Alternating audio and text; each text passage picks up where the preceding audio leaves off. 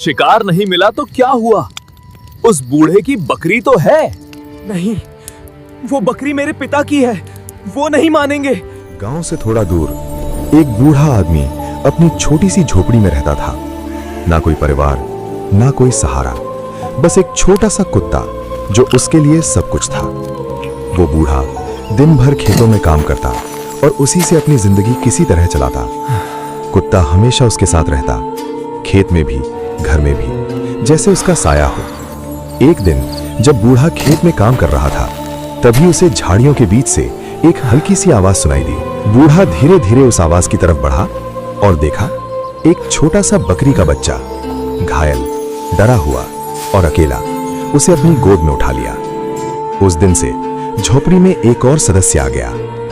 शुरुआत में कुत्ता उस बकरी के बच्चे को देखकर थोड़ा सतर्क था, लेकिन धीरे धीरे दोनों एक दूसरे के इतने करीब आ गए कि जैसे सगे भाई हों।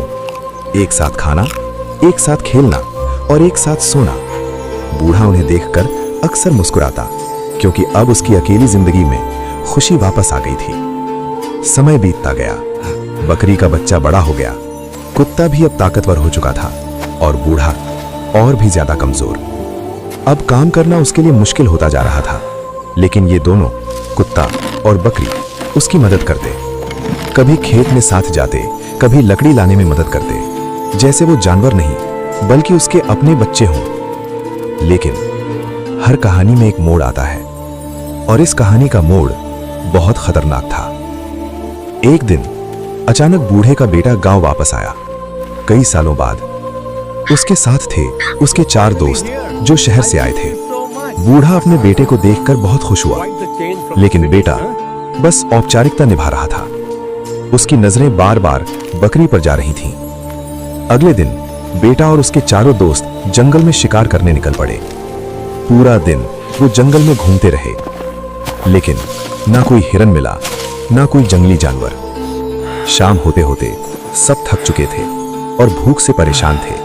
तभी एक दोस्त ने धीरे से कहा, शिकार नहीं मिला तो क्या हुआ? उस बूढ़े की बकरी तो है। नहीं, वो बकरी मेरे पिता की है, वो नहीं मानेंगे। इतने पैसे एक बकरी के बदले। बेटे की आंखें चमक उठी। कुछ पल के लिए वो चुप रहा, फिर उसने धीरे से सिर हिला दिया। लेकिन उन्हें यह नहीं पता था कि उनकी ये सारी बातें कोई और भी सुन रहा था। झोपड़ी के पीछे अंधेरे में खड़े कुत्ता और बकरी उस रात बिना किसी आवाज के दोनों झोपड़ी छोड़कर जंगल की तरफ भाग गए। उधर रात गहरी हो चुकी थी। बूढ़ा अपनी झोपड़ी में सो रहा था। तभी दरवाजा धीरे धीरे खुला। बाबा, बकरी दे दो, हम उसे मार कर खाएंगे। नहीं, वो मेरी है, मैं उसे नहीं दूंगा। मेरी बकरी को मत बस इतना सुनते ही 4 दोस्त गुस्से में आ गए।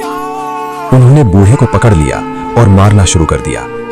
बूढ़ा दर्द से चीखने लगा और तभी जंगल के अंदर 2 परछाइयां रुकी, कुत्ता और बकरी। उन्होंने वो आवाज पहचान ली। एक पल के लिए दोनों एक दूसरे को देखते हैं और फिर बिना डरे अपनी जान जोखिम में डालकर वो वापस दौड़ पड़ते हैं। झोपड़ी के पास अंदर से चीखें आ रही थीं। दरवाजा जोर से खुलता है। अचानक कुत्ता अंदर कूदता है और सीधे एक आदमी के पैर पर हमला करता है। दूसरी तरफ बकरी पूरी ताकत से अपने सींगों से एक एक करके सबको मारने लगती है। घर के अंदर अराजकता फैल जाती है। 4 दोस्त डर के मारे चिल्लाने लगते हैं। दरवाजा खोलकर अंधेरे में जंगल की तरफ भाग जाते हैं और फिर सब कुछ अचानक शांत हो जाता है। बूढ़ा जमीन पर गिरा हुआ था। कुत्ता धीरे धीरे उसके पास आता है और उसके चेहरे को चाटता है। बकरी भी पास आकर चुपचाप उसके बगल में खड़ी हो जाती है और जब वो उन्हें देखता है तो उसकी आंखों से आंसू बहने लगते हैं। उस रात तीनों एक दूसरे के साथ बैठे रहे, बिना कुछ कहे।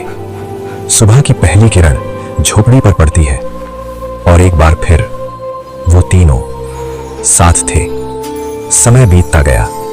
बेटा कभी वापस नहीं आया, लेकिन कुत्ता, बकरी और बूढ़ा फिर से खुशी से रहने लगे। और कहते हैं उस दिन के बाद उस गांव में किसी ने भी कभी भी वफादारी और प्यार को कमजोरी समझने की गलती नहीं की, क्योंकि कभी कभी जानवर इंसानों से ज्यादा इंसान होते हैं।